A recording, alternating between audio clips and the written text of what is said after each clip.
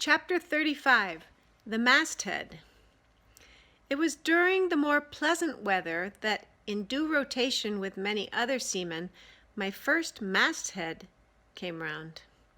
In most American whalemen, the mastheads are manned almost simultaneously with the vessel's leaving her port, even though she may have 15,000 miles and more to sail ere reaching her proper cruising ground. And if, after a 3, 4, or 5 years' voyage, she is drawing nigh home with anything empty in her, say an empty vial even, then her mastheads are kept manned to the last, and not till her skysail poles sail in among the spires of the port does she altogether relinquish the hope of capturing one whale more. Now, as the business of standing mastheads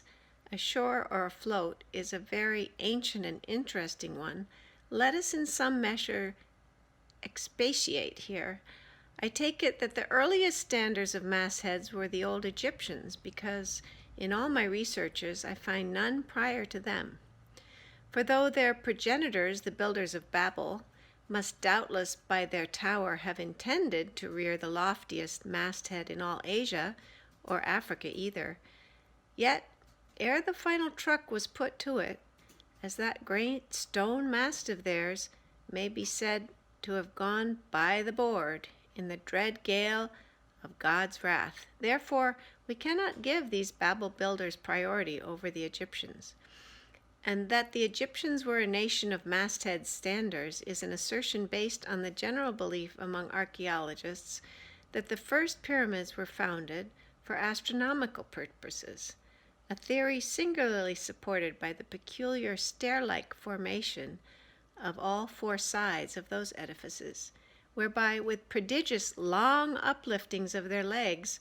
those old astronomers were wont to mount to the apex and sing out for new stars, even as the lookouts of a modern ship sing out for a sail or a whale just bearing in sight.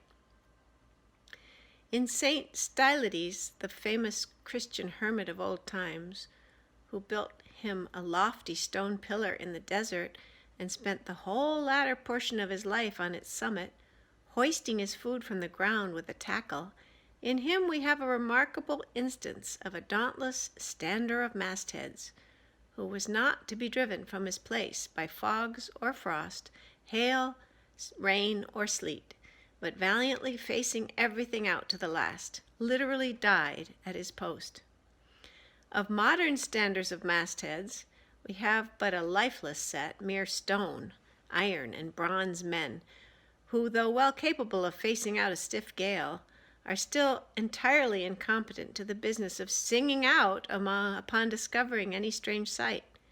There is Napoleon, who upon the top of the column of Vendôme stands with arms folded, some 150 feet in the air, careless now who rules the decks below, whether Louis Philippe, Louis Blanc, or Louis the Devil. Great Washington, too, stands high aloft on his towering mainmast in Baltimore,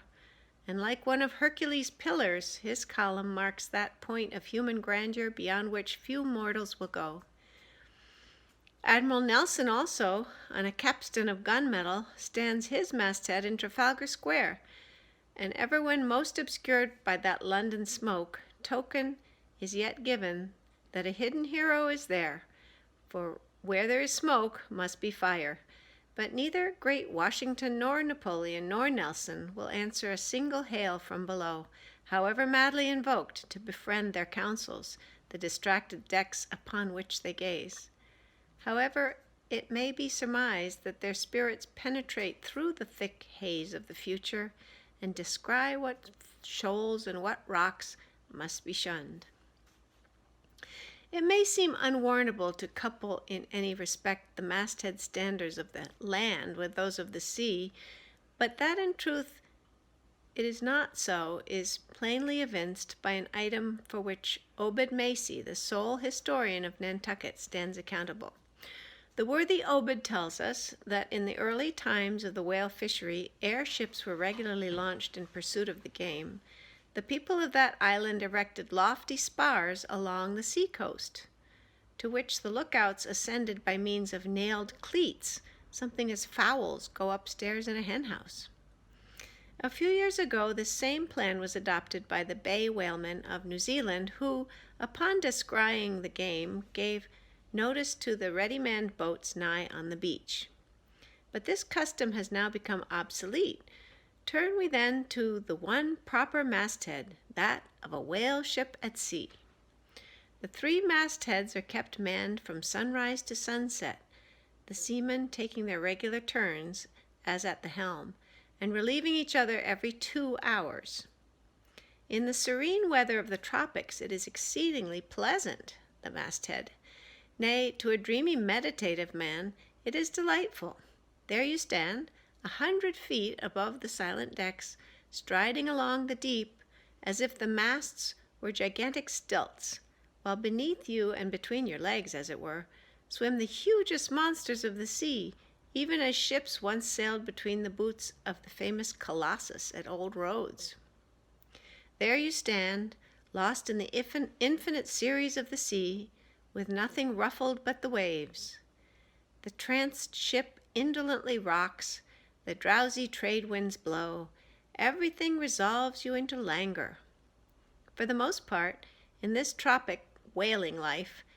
a sublime uneventfulness invests you. You hear no news, read no gazettes. Extras with startling accounts of commonplaces never delude you into unnecessary excitements. You hear of no domestic afflictions, bankrupt securities, fall of stocks. You are never troubled with the thought of what you shall have for dinner, for all your meals for 3 years and more are snugly stowed in casks, and your bill of fare is immutable.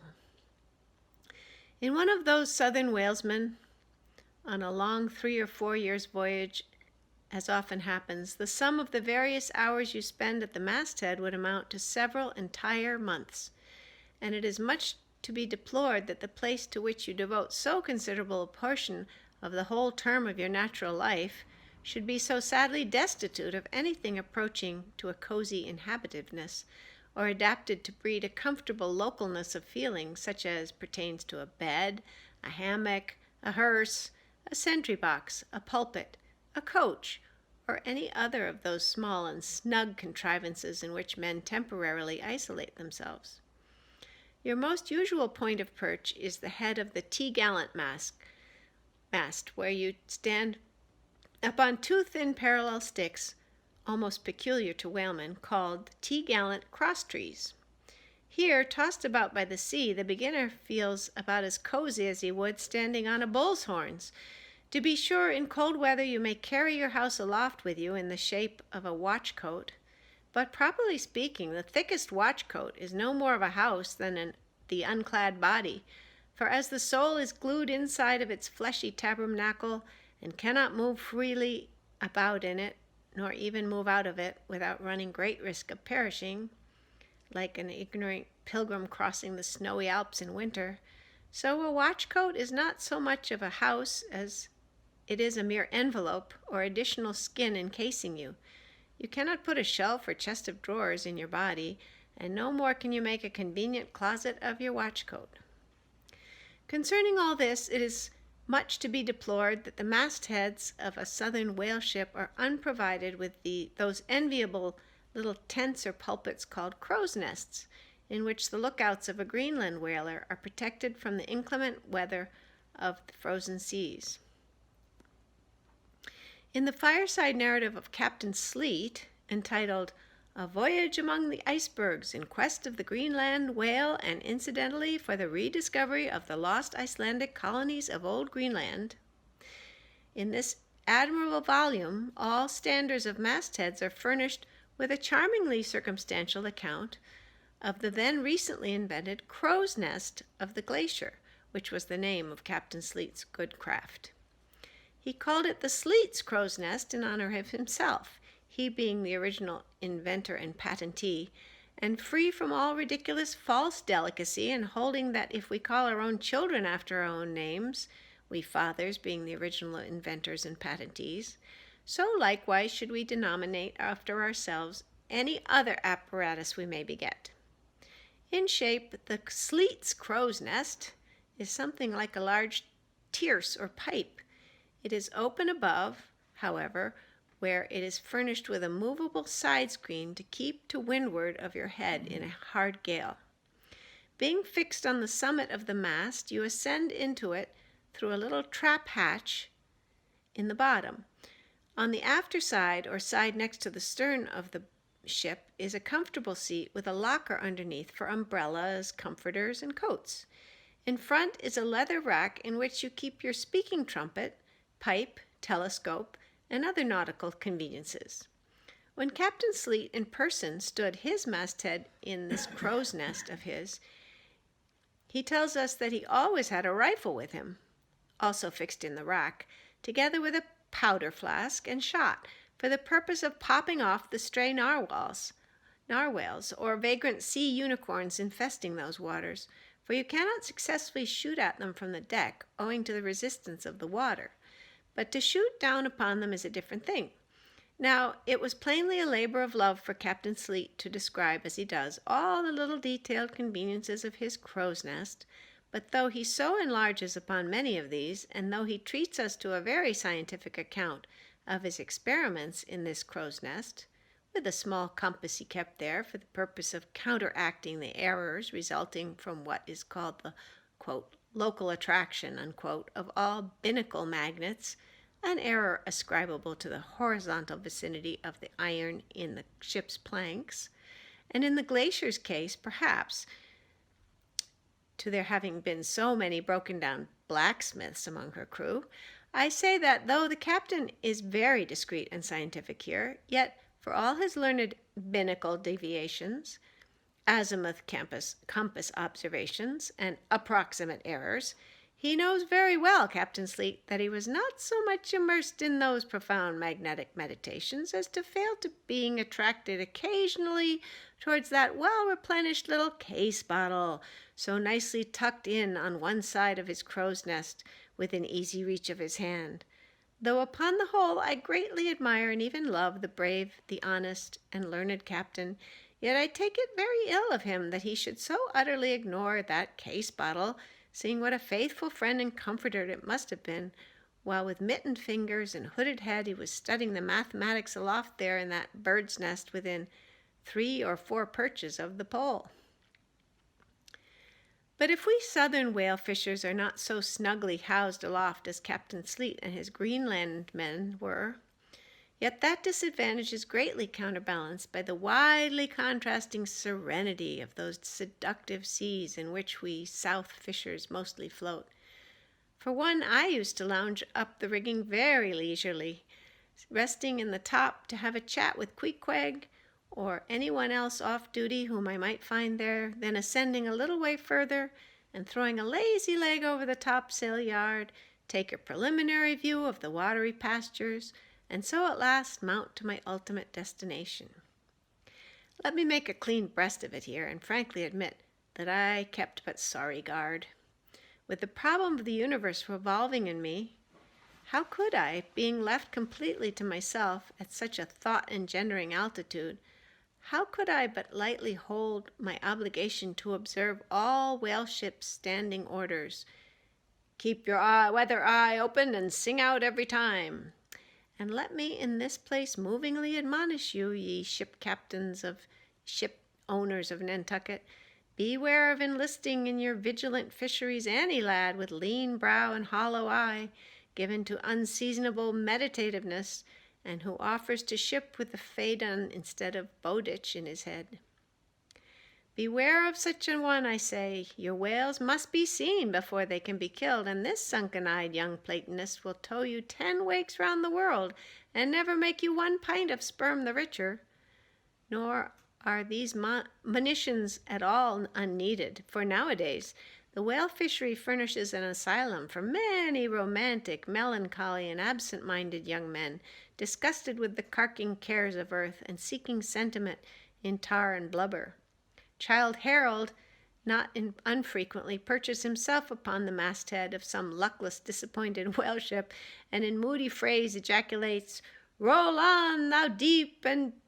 dark blue ocean, roll! 10,000 blubber hunters sweep over thee in vain." Very often do the captains of such ships take on those absent-minded young philosophers to task, upbraiding them with not feeling sufficient interest in the voyage, half hinting that they are so hopelessly lost to all honorable ambition as that in their secret souls they would rather not see whales than otherwise, but all in vain. Those young Platonists have a notion that their vision is imperfect. They are short-sighted. What use then to strain the visual nerve? They have left their opera glasses at home. "Why, thou monkey," said a harpooner to one of these lads, "we've been cruising now hard upon 3 years, and thou hast not raised a whale yet. Whales are scarce as hen's teeth whenever thou art up here." Perhaps they were, or perhaps there might have been shoals of them in the far horizon, but lulled into such an opium-like listlessness of vacant, unconscious reverie is this absent-minded youth, by the blending cadence of waves with thoughts, that at last he loses his identity, takes the mystic ocean at his feet for the visible image of that deep blue bottomless soul pervading mankind and nature. And every strange, half-seen, gliding, beautiful thing that eludes him,